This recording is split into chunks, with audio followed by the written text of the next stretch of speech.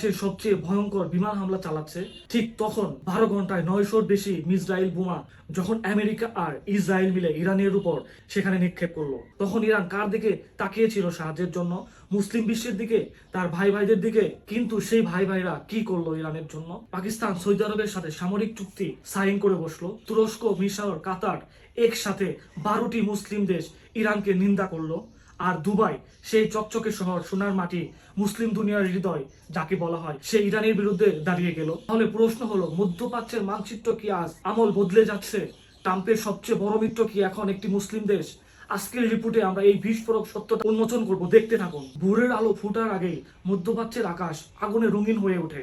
America ও ইসরায়েলের যৌথ বাহিনী অপারেশন এপিক ফিউরি নাম দিয়ে ইরানের উপর ঝাঁপিয়ে পড়ে। প্রথম 12 ঘন্টায় 900-র বেশি স্ট্রাইক। লক্ষ্য ছিল ইরানের ক্ষেপণাস্ত্র ব্যবস্থা, আকাশ প্রতিরক্ষা, সামরিক অবকাঠামো এবং সবচেয়ে চাঞ্চল্যকর, ইরানের সর্বোচ্চ নেতৃত্ব। সেই হামলায় নিহত হন ইরানের সর্বোচ্চ নেতা আয়াতুল্লাহ আলী খামেনেই। মনে রাখবেন, এটি কোনো সাধারণ হামলা নয়, এটি ছিল ইরানের রাষ্ট্রীয় কাঠামোকে সরাসরি আঘাত করার পরিকল্পনা। প্রেসিডেন্ট ট্রাম্প সেই রাতেই সোশ্যাল মিডিয়ায় ইরানিদের উদ্দেশ্যে বলেন, এখনই সুযোগ, তোমাদের সরকারের নিয়ন্ত্রণ তোমরাই নিয়ে নাও। এর আগে 2025 সালের জুনে একটি 12 দিনের যুদ্ধ হয়েছিল, সেখানে ইসরায়েল ইরানের পরিকল্পিত স্থাপনাগুলোর উপর হামলা করেছিল। কিন্তু এই যুদ্ধ সেটার চেয়ে অনেক বড় এবং অনেক গভীর। এবং এই যুদ্ধের প্রতিক্রিয়ায় ইরান যা করলো সেটা পুরো মুসলিম বিশ্বকে ইরানের বিরুদ্ধে দাঁড় করিয়ে দিল।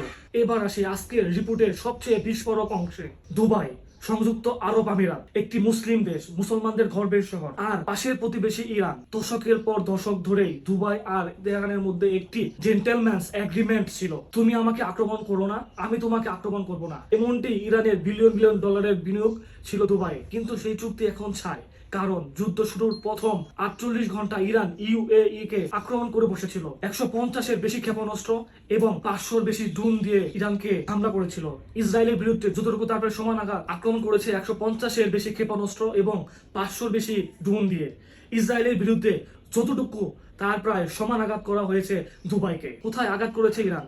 পাল জুমিরার বিখ্যাত ফেয়ারমন্ট হোটেলের স্ট্রাইক হয়েছে, ড্রোনের ধ্বংস আগুনে লেগে আছে এবং পৃথিবীর সবচেয়ে আন্তর্জাতিক ব্যস্ত বিমানবন্দর বন্ধ ঘোষণা করা হয়েছে অনির্দিষ্টকালের জন্য। আমাজনের AWS ডেটা সেন্টার ধ্বংস হয়েছে, banking system, payment system, delivery service বন্ধ হয়েছে। দুবাই আন্তর্জাতিক অর্থনৈতিক কেন্দ্র, এই দুটি পৃথক স্ট্রাইক হয়েছে। আমেরিকার কনসুলেটেও ড্রোন হামলা হয়েছে। সব বড় আর্থিক প্রতিষ্ঠান দুবাই থেকে কর্মীদের বাড়ি পাঠিয়ে দিয়েছে। আর দুবাই সরকার তারা 27 কোটি ডলারের অর্থাৎ প্রায় 3000 কোটি টাকার ত্রাণ প্যাকেজ ঘোষণা করেছে ব্যবসা প্রতিষ্ঠান ও পরিবারদের সাহায্যের জন্য। এই পরিস্থিতিতে দুবাই সহ পুরো ইউএই স্পষ্টভাবে ইরানের বিরুদ্ধে অবস্থান নিয়েছে।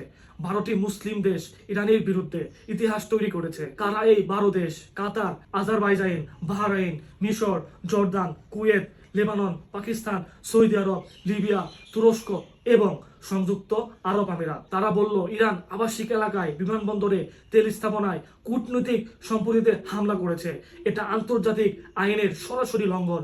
তারা আরো বলল, প্রভাবিত দেশগুলোর জাতিসংঘ সনদের 51 ধারা অনুযায়ী আত্মরক্ষার অধিকার আছে। এই বিবৃতিতে ইসরায়েলের লেবানন নীতিও নিন্দা করা হয়েছে, অর্থাৎ এটা ইসরায়েলের পক্ষে না গিয়েও ইরানের বিরুদ্ধে গিয়েছে। ইরানের নিরাপত্তা প্রধান আলী লারিজানি তখন খুবই ফেটে পড়ল। তিনি বললেন, ইসলামী দেশগুলো ইরানকে এই যুদ্ধে একা ছেড়ে দিয়েছে, এটা ইসলামিক সংহতির চরম লঙ্ঘন। কিন্তু সবচেয়ে বড় ধাক্কা এলো অন্য দিক থেকে। পাকিস্তান, আরেকটি মুসলিম দেশ, পারমাণবিক শক্তিধর, সৌদি আরবের সাথে তাদের মিউচুয়াল ডিফেন্স প্যাক্ট সক্রিয় করে দিল। হরমুজ পত্রিকা এই ঘটনাকে বিশেষ তাৎপর্যের সাথে উল্লেখ করে শিরোনাম করে বসলো।